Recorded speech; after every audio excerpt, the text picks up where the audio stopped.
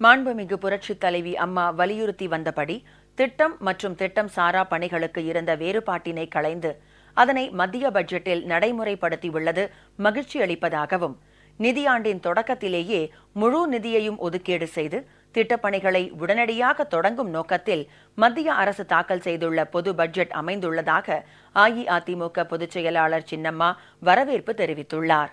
மேலும் வறட்சியால் பாதிக்கப்பட்டுள்ள தமிழ்நாட்டிற்கு வறட்சி நிவாரண நிதி ஒதுக்கீடு செய்யாதது ஏமாற்றம் அளிப்பதாகவும் சின்னம்மா குறிப்பிட்டுள்ளார். அஇஅதிமுக பொதுச் செயலாளர் சின்னம்மா வெளியிட்டுள்ள அறிக்கையில், மத்திய நிதியமைச்சர் திரு அருண்ஜேட்லி மத்திய அரசின் பட்ஜெட்டை முதன்முறையாக நேற்று தாக்கல் செய்துள்ளார் என்றும், நிதியாண்டின் தொடக்கத்திலேயே முழு நிதியையும் ஒதுக்கீடு செய்து திட்டப்பணிகளை உடனடியாக தொடங்க வேண்டும் என்ற நோக்கத்தில் எடுக்கப்பட்டுள்ள இந்த புதிய முயற்சி பலன் கொடுக்க வேண்டும் என எதிர்பார்ப்பதாகவும் தெரிவித்துள்ளார்.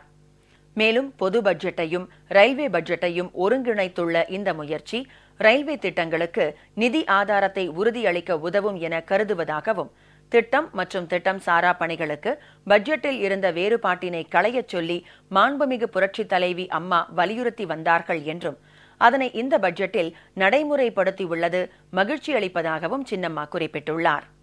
2017ஆம் ஆண்டுக்கான பொருளாதார அறிக்கை நேற்று முன்தினம் வெளியிடப்பட்டுள்ளது.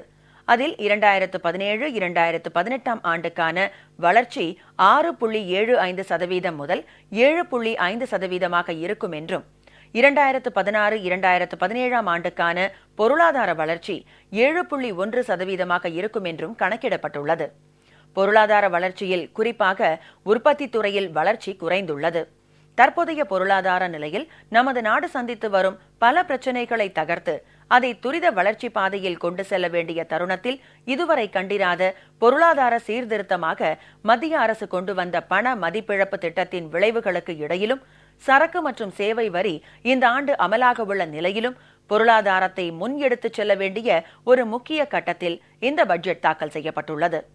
எனவே தனிநபர் வரி சலுகை, நிறுவனங்கள் மீதான வரி குறைப்பு, விவசாயிகளுக்கும் சிறு வணிகர்களுக்கும் சலுகைகள், ஏழைகளுக்கான வறுமை ஒழிப்பு, வீட்டு வசதி திட்டங்கள், பணமில்லா பரிவர்த்தனைக்கு சலுகைகள், புதிய தொழில் முதலீடுகளை ஈர்க்கவல்ல திட்டங்கள் என பல சலுகைகள் இந்த பட்ஜெட்டில் இடம்பெற வேண்டும் என மக்கள் பெரும் எதிர்பார்ப்புடன் காத்திருந்தனர். பணமதிப்பிழப்பு திட்டத்தால் அரசு பெற்ற பயனை மக்களுக்கு பகிர்ந்தளிக்க வேண்டும் என்பதும் மக்கள் விருப்பம் என சின்னம்மா தெரிவித்துள்ளார்.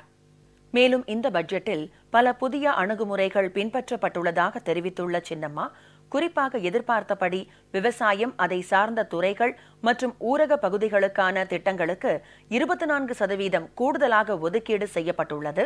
பால்வள கட்டமைப்பை மேம்படுத்த 2000 கோடி ரூபாய் சிறப்பு நிதியம், சிறுபாசனத்திற்கு 5000 கோடி ரூபாய் சிறப்பு நிதியம் போன்றவை வரவேற்கத்தக்கது.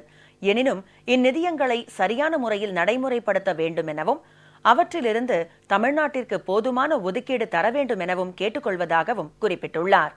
பயிர் காப்பீட்டு திட்டத்தின் கீழ் காப்பீடு செய்யத்தக்க பயிர் பரப்பளவு 50% அளவிற்கு உயர்த்தப்பட்டுள்ளதும், மகாத்மா காந்தி கிராமப்புற வேலைவாய்ப்பு உறுதி திட்டத்திற்கான ஒதுக்கீடு 48,000 கோடி ரூபாயாக உயர்த்தப்பட்டுள்ளதும் வரவேற்கத்தக்கது. எனினும் மகாத்மா காந்தி கிராமப்புற வேலைவாய்ப்பு உறுதி திட்டத்தின் கீழ் கடந்த காலங்கள் போல் அல்லாமல் அவ்வப்போது நிதி ஒதுக்கீடு செய்தால் கிராமப்புற தொழிலாளர்களுக்கான சம்பளத்தை காலத்தே கொடுக்க ஏதுவாகும். மேலும் தமிழகம் சந்தித்து வரும் வறட்சியை எதிர்கொள்ள தமிழ்நாட்டிற்கு இத்திட்டத்தின் கீழ் கூடுதல் ஒதுக்கீடு அளிக்க வேண்டும் எனவும் சின்னம்மா வலியுறுத்தியுள்ளார். தமிழ்நாடு வறட்சியால் பாதித்துள்ளதை கருத்தில் கொண்டு வறட்சி நிவாரண நிதி ஒதுக்கீடு செய்யாதது ஏமாற்றம் அளிக்கிறது. நபார்டு உருவாக்கியுள்ள நீண்டகால பாசன திட்ட நிதி உயர்த்தப்பட்டுள்ளது. இந்த நிதி இதுவரை முழுமையாக பயன்படுத்தப்படவில்லை. தமிழ்நாட்டில் செயல்படுத்தப்படும் தாமிரபரணி நம்பியாறு இணைப்பு, காவேரி குண்டாறு இணைப்பு போன்ற திட்டங்களுக்கு இந்த நிதியிலிருந்து மத்திய அரசு நிதியுதவி வழங்க வேண்டும் என சின்னம்மா கேட்டுக் கொண்டுள்ளார். விவசாய உற்பத்தியை உணவு பதனிடும் தொழிற்சாலைகளுடன் இணைக்க தமிழ்நாட்டில் 398 கோடி ரூபாய் செலவில் மாண்புமிகு புரட்சித் தலைவி அம்மாவினால் திட்டம் அனுமதிக்கப்பட்டு செயல்படுத்தப்பட்டு வருகிறது. எனவே இதுகுறித்து பட்ஜெட் அறிவிப்பை வரவேற்பதாக தெரிவித்துள்ள சின்னம்மா, இந்த முயற்சிகள் விவசாயிகளின் வருவாயை பெருக்க உதவும் என்றும் தெரிவித்துள்ளார்.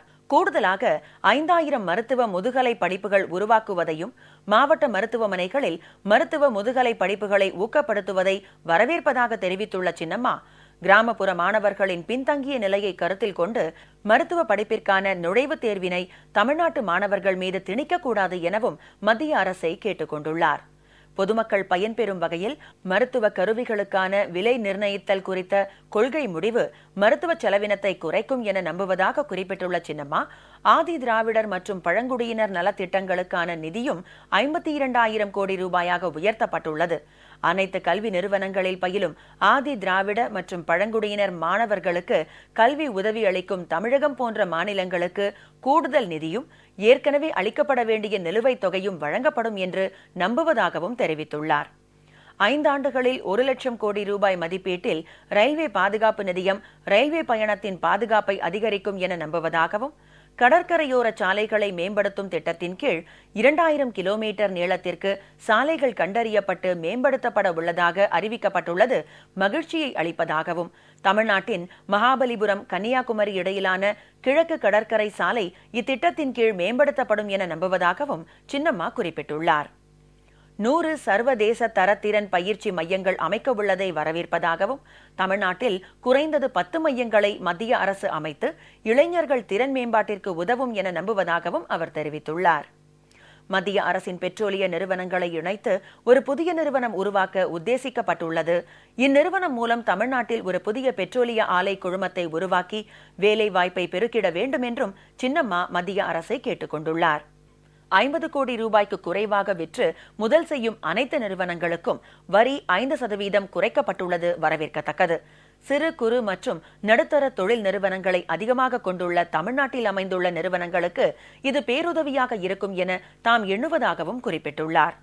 2,50,000 ரூபாய் முதல் 5 லட்சம் ரூபாய் வருமானம் உள்ளோருக்கான வருமான வரி 5% குறைக்கப்பட்டுள்ளதை வரவேற்கும் அதே வேளையில் இத்தகைய வரிச்சலுகை இதர வருமான வரி செலுத்துவோருக்கு அளிக்காதது ஏமாற்றம் அளிப்பதாகவும் சின்னம்மா தெரிவித்துள்ளார். அரசியல் கட்சிகளுக்கு நன்கொடை வழங்குவது குறித்து சீர்திருத்தங்கள் அறிவிக்கப்பட்டுள்ளது வரவேற்கத்தக்கது. அதே சமயம் சில குறைபாடுகளும் சுட்டிக்காட்டும்படி உள்ளதாக குறிப்பிட்டுள்ள சின்னம்மா, ஜார்க்கண்ட் மற்றும் குஜராத் மாநிலங்களுக்கு புதிய எய்ம்ஸ் மருத்துவமனைகள் அறிவிக்கப்பட்டுள்ள நேரத்தில் தமிழகத்திற்கு ஏற்கனவே அறிவிக்கப்பட்ட எய்ம்ஸ் மருத்துவமனைக்கான பணிகள் இன்னும் தொடங்கப்படவில்லை என்பது வருத்தமளிப்பதாகவும், இதற்கான நிதியை ஒதுக்கி விரைவில் பணிகளை தொடங்க வேண்டும் என்றும் கேட்டுக் கொண்டுள்ளார். தமிழ்நாட்டிற்கு புதிய ரயில்கள் மற்றும் ரயில்வே திட்டங்கள் ஏதும் அறிவிக்காதது ஏமாற்றம் அளிப்பதாகவும், 14ஆம் நிதிக்குழு பரிந்துரையில் பாதிப்படைந்த தமிழ்நாடு போன்ற மாநிலங்களுக்கு சிறப்பு நிதி வழங்க வேண்டும் என்ற கோரிக்கை வைக்கப்பட்டிருந்தது. ஆனால் இதுகுறித்து எவ்வித அறிவிப்பும் பட்ஜெட்டில் வெளியிடப்படவில்லை என்றும், வீட்டுக்கடன் வாங்கியுள்ள நடுத்தர பிரிவு மக்களுக்கு வருமான வரி சலுகை உயர்த்தப்படாதது ஏமாற்றம் அளிப்பதாகவும், உயர்கல்வி படிப்புகளுக்கான நுழைவுத் தேர்வு முறை தமிழ்நாட்டின் கிராமப்புற மாணவர்களுக்கு பாதிப்பு ஏற்படுத்தும் என்பதால் மாண்புமிகு அம்மா நுழைவுத் தேர்வு முறையை தொடர்ந்து எதிர்த்து வந்தார்கள் என்றும், தற்போது தேசிய அளவில் நுழைவுத் தேர்வுக்கென தனி அமைப்பு உருவாக்கப்படும் என்பது ஏமாற்றம் அளிப்பதாகவும், மிகவும் நேர்மையான ஒளிவு மறைவற்ற கலந்தாய்வு முறையில் தேர்ந்தெடுக்கப்படும் தமிழ்நாட்டு மாணவர்களுக்கு இந்த நுழைவுத் தேர்வு முறையில் இருந்து விலக்களிக்க வேண்டும் என்றும் கேட்டுக்கொள்வதாகவும் குறிப்பிட்டுள்ளார். பொதுவாக இந்த பட்ஜெட்டில் வரவேற்கத்தக்க அம்சங்கள் இருந்தாலும் இதில் சுட்டிக்காட்டப்பட்ட குறைபாடுகளை களைந்து நாட்டை முன்னேற்ற பாதையில் கொண்டு செல்ல உரிய முயற்சிகளை மத்திய அரசு மேற்கொள்ள வேண்டும் என்றும் கழக பொதுச் செயலாளர் சின்னம்மா கேட்டுக் கொண்டுள்ளார்.